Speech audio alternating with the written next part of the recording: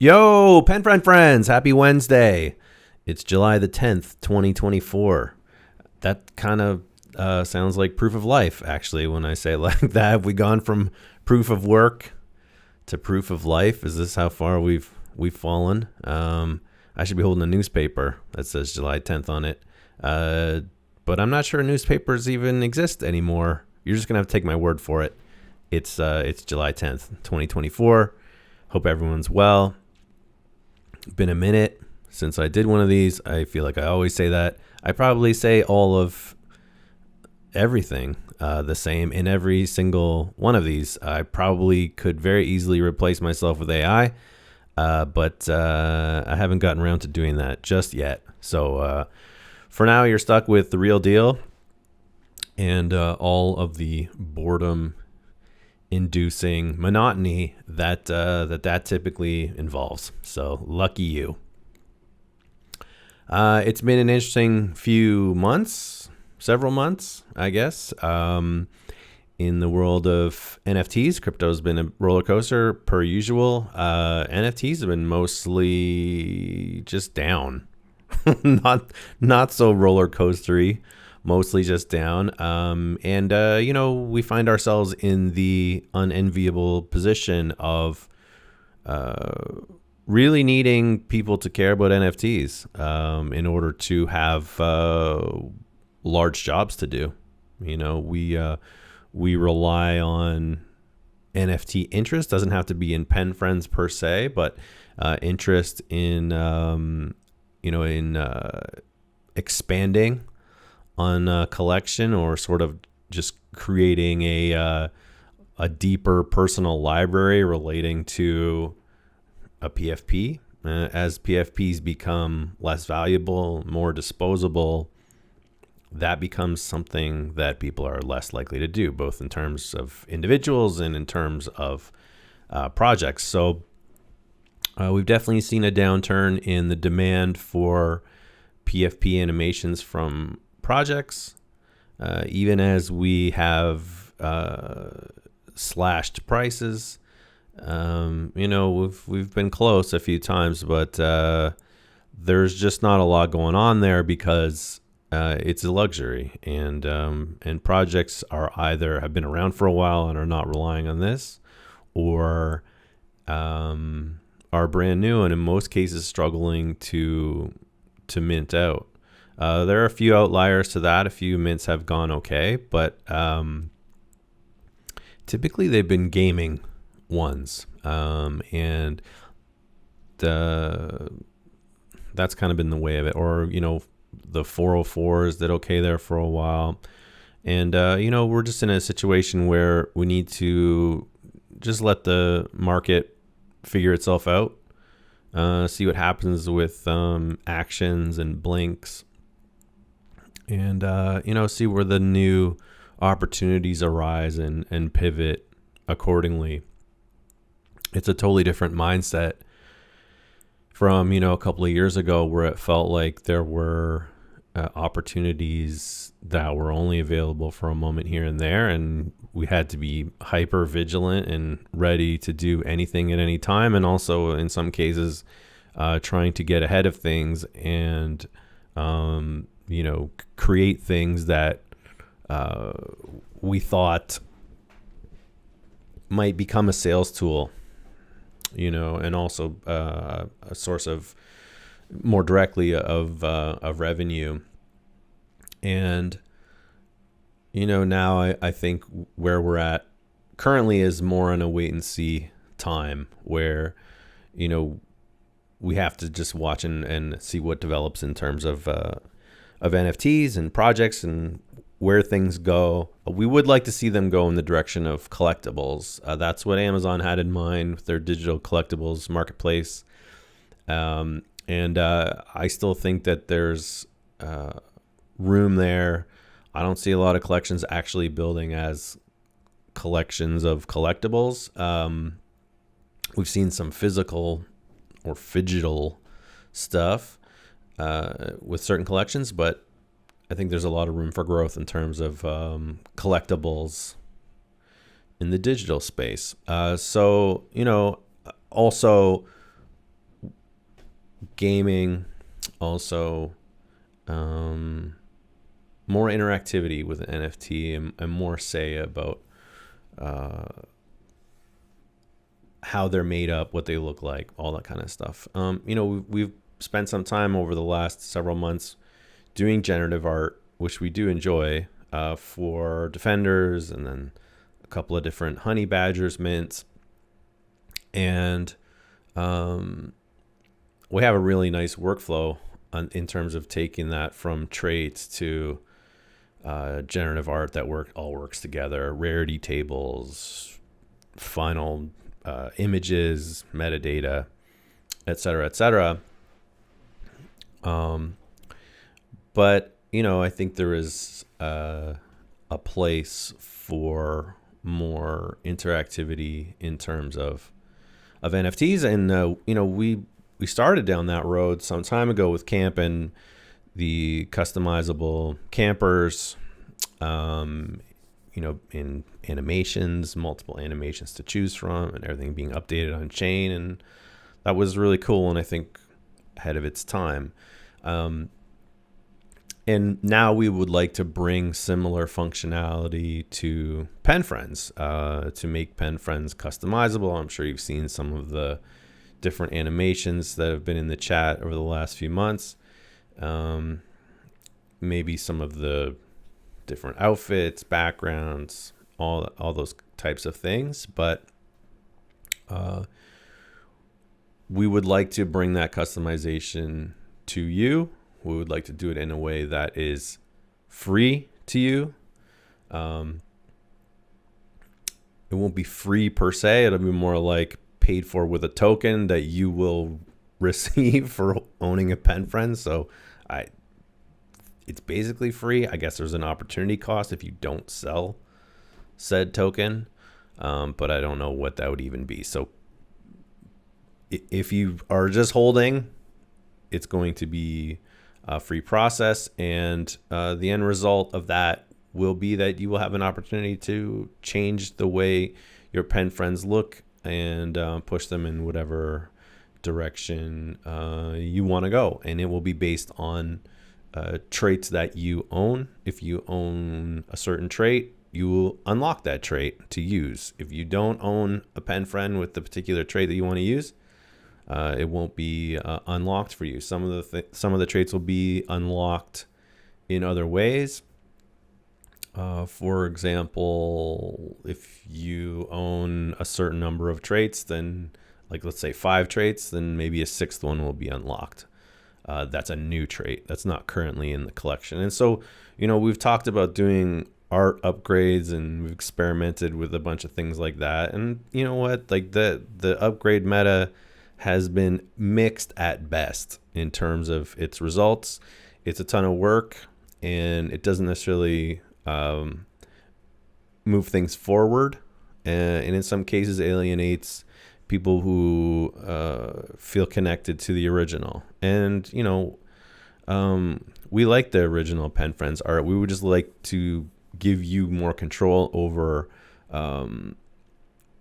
how it's going together, and also introduce some new art into the mix that's still the same style, and just gives you more flexibility in terms of, here's 25 new backgrounds, here's bunch of new different hairstyles, and over time just kind of add to that on a regular basis, both in terms of trade options and in terms of animations, with the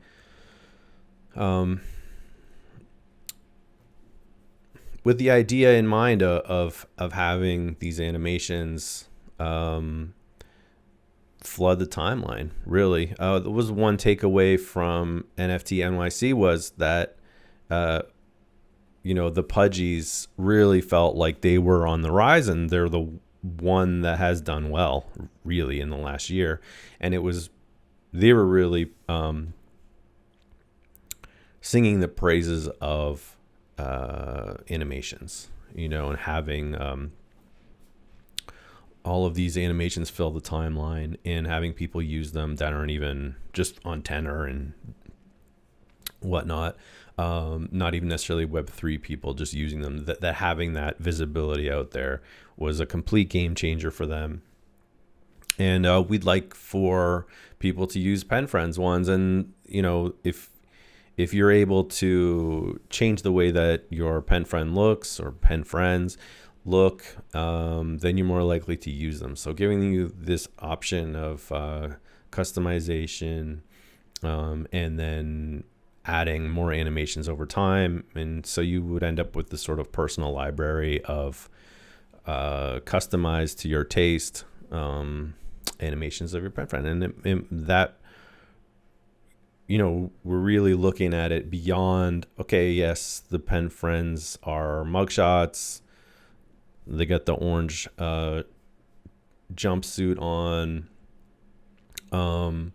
But, looking beyond that at, well, maybe your person is outside of, we're just looking beyond the prison now, and looking for a lot more variety, still in the same recognizable Jay's art style, just expanding the possibilities there, which I think is cool. And then hopefully having more use of that on the timeline, and the whole system there being something that we could do for other projects if they wanted, where you have an opportunity to continue to develop art, but also add animations, and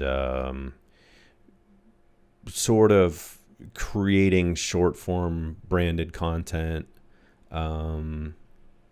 indefinitely, which I think is which is cool.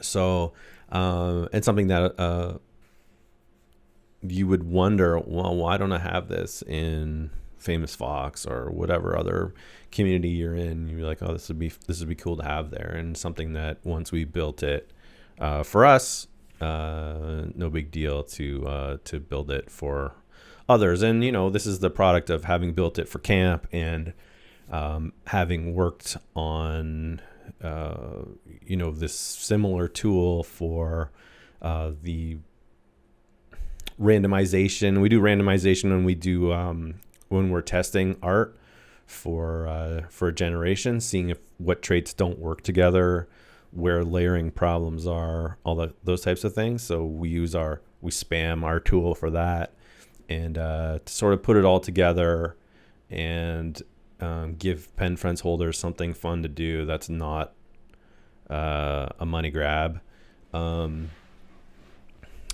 Is exciting. And ultimately we'd really like to white label that for other projects, and that becomes a revenue source for us, instead of it being a parasitic thing where we're milking you guys. So that's the direction that we're pushing PenFriends, and we're excited about that. It's going to take a bit of time. There's some metadata problems with the original collection, and there's a few other things that we want to get sorted out. We don't want this to have a huge impact on rarity, so we have to find a workaround there. We don't love the way that rarity was interpreted by Moonrank and others. I think our trait system was a little too elaborate, and they didn't really account for everything. And we made some mistakes too. There are some names of things in the metadata in the collection that are like visually identical, but two different names.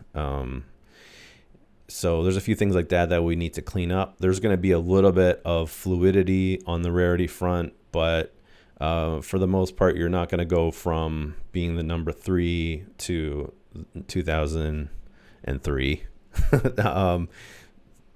There will be some minor adjustments, but we're working on a way to calculate that separately and allow for maximum flexibility and customization without screwing up rarity. So this whole process is slow anyways, but in particular it's slow because there's some challenges like that. Another thing we didn't do right at the beginning with PenFriends is we didn't have any one-of-ones, and that was a regret. So earlier this year we added some one-of-ones to the collection. So they're there now. That prompted a bit of a metadata decision to be made at that time. And then after that, we started the PenFriends stable, and that was a metadata update. And those things have all kind of pushed us down this road where it's like, okay, we're looking at these different ways of changing metadata without disrupting rarity, and ultimately putting us in this position where you can make all these, as many changes as you want, as often as you want, and to, not have it mess up this basic ranking that's been there for 2.5 years at this point. So that's all important. That's where we're going with that. And we want that to be a collaborative thing where, you guys let us know, hey, would really love this type of animation, would really love this added as the next new trait, and we'll add it over time. I know that projects have done this type of thing. They gate it behind, like the adventures, for example, which we did all the work on that work barter thing with the travel and chimps, but we never used the adventure platform because it's really designed to take money from the community. Your job is to hold, not to fork more money over all the time.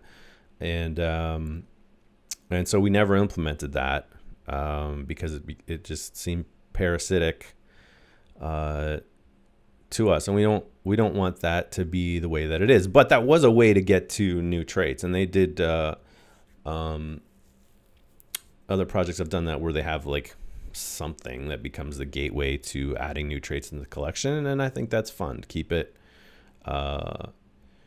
fresh, especially if it's the same artist that created the original collection, and they get to continue to draw in and add to their own, flesh out their own world that they started creating. So I think that's fun. I think Jay would have some fun with that, and yeah, as we go, it's just an opportunity to continue to expand. And we have a little bit of time to spend on that. But in this past, however, really, I guess since last September, for Jay especially, his day-to-day has been the Red Green animated series. And that's taken up a ton of time. And,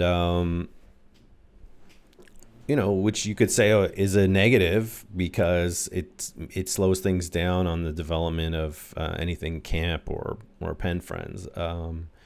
But at the same time, going back to the parasitic thing, it's like lots of times you see projects that will put something out there that's really designed to be another Raise, another Mint, or something like an adventure platform, some way of continuously funding development by giving money to the team. And we're just doing that a different way, which is working for it and doing Web 2 jobs. So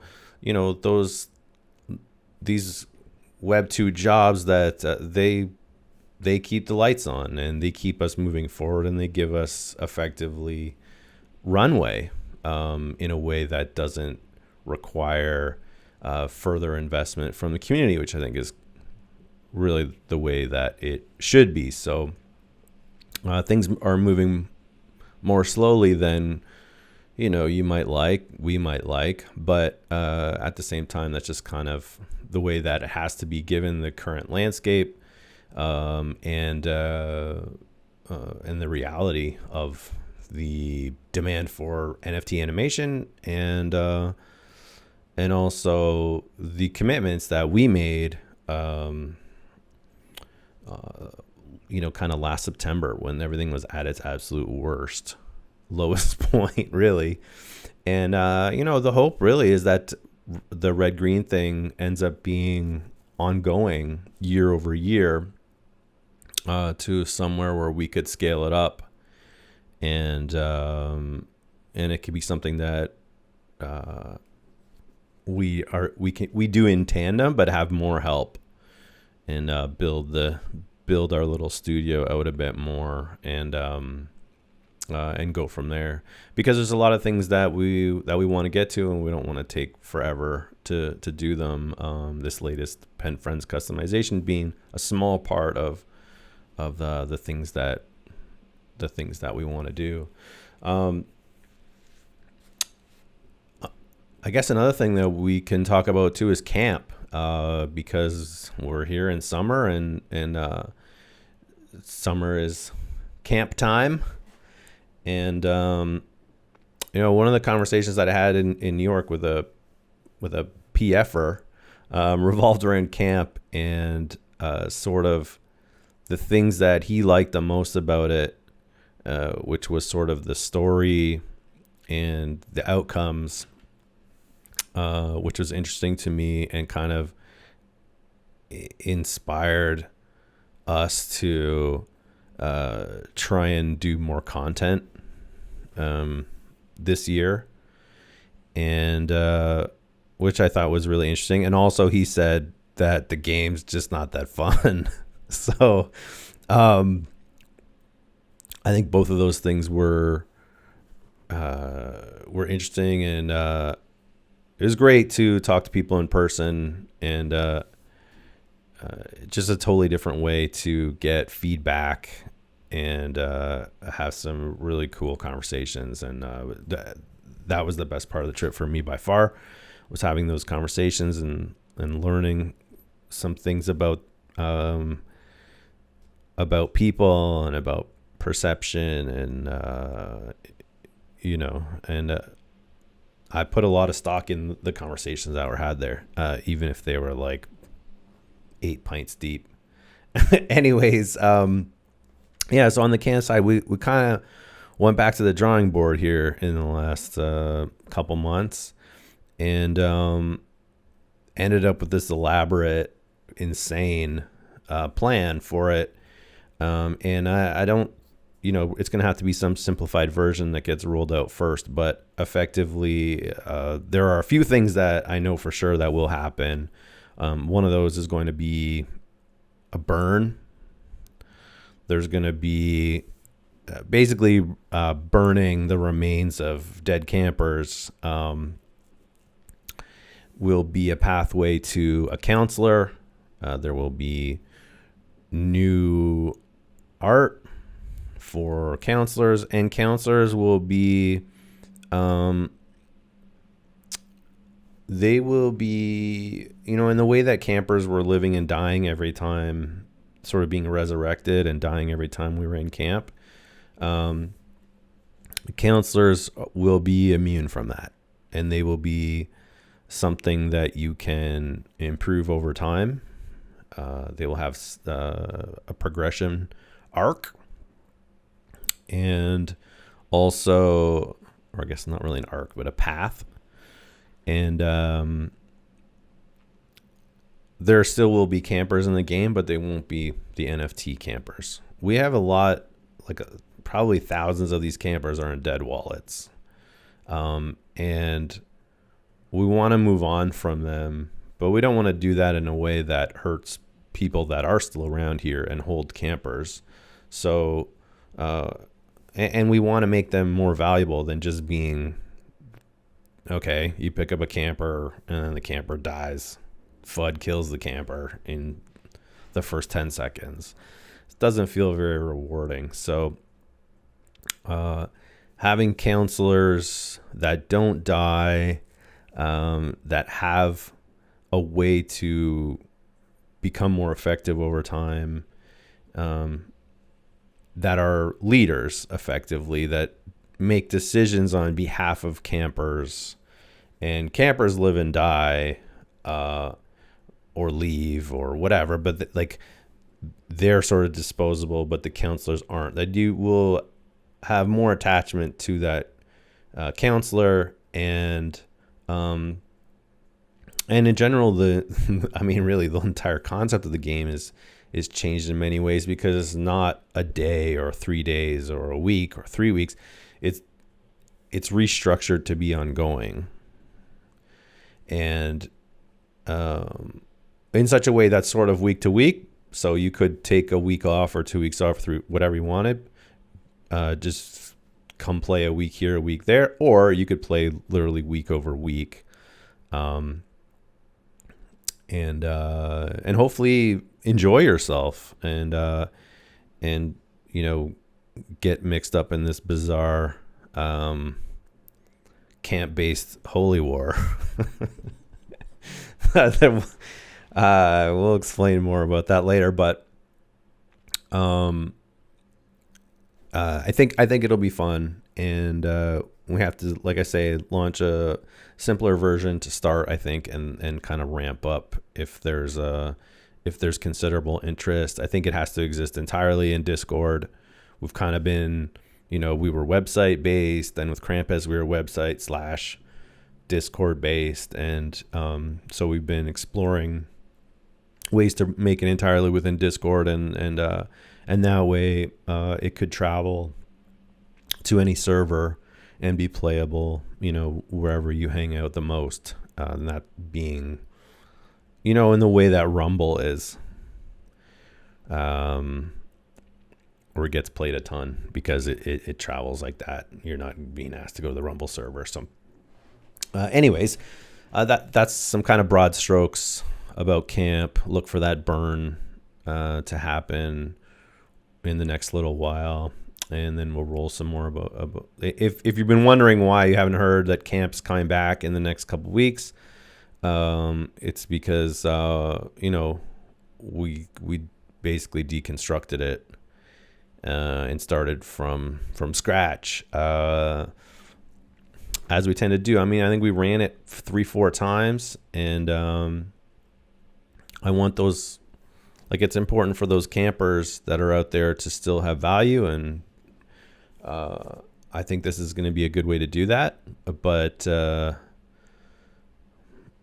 also, you should know that camp won't be, this next iteration of camp is going to be quite a bit different, and I think that's in a good way, in a very good way. So yeah, we'll see how that progresses. And in general, we're going to be working on those things as we go. Majority of our time in some weeks is going to be given to Web 2 jobs. But week over week, we're moving things forward as much as possible, and also just watching and waiting and seeing what develops. Of course, Elon can turn that animated PFP button on any time now. That would be fine. I think we'd be inundated with requests.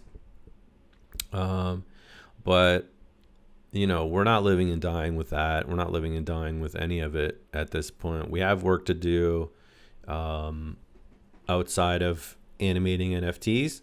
We're going to do that as work becomes available within this. We will always be available for that and amenable to that, and to deliver on budget and on schedule as we typically do.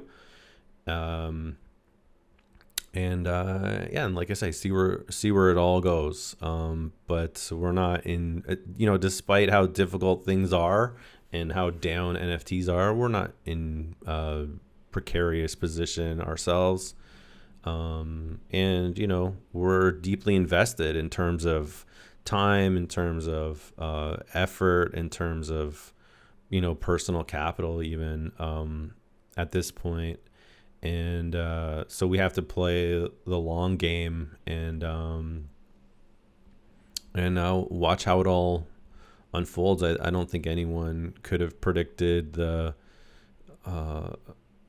what's happened so far in terms of everything, and in terms of NFTs and falls from grace. I mean, some people might have predicted it, but I think as we've seen all the hype cycle stuff die and move on, unfortunately those people got rich off of that, which sucks. and the lasting damage of all of that is difficult. But I think there's a way forward. I think it's at least part of it will be through collectibles, part of it's through gaming. I think we're seeing that, and we're happy to build in those directions as we go. As always, prepared to pivot as needed. So yeah. Anyways, I feel like I'm in danger of this now being a different day, and then I can't say Happy Wednesday. I have to re-record the whole thing because it's no longer July 10th. So, anyways, I hope everyone's well. Appreciate you guys sticking around and being here all these many minutes during this video, and also, of course, all these many days and months and years at this point. And we'll see what's to come. I'm sure it's only good news. I'm sure it's only good news from here, and I'm super excited for that. Love you all, as always. Pen Friends for life.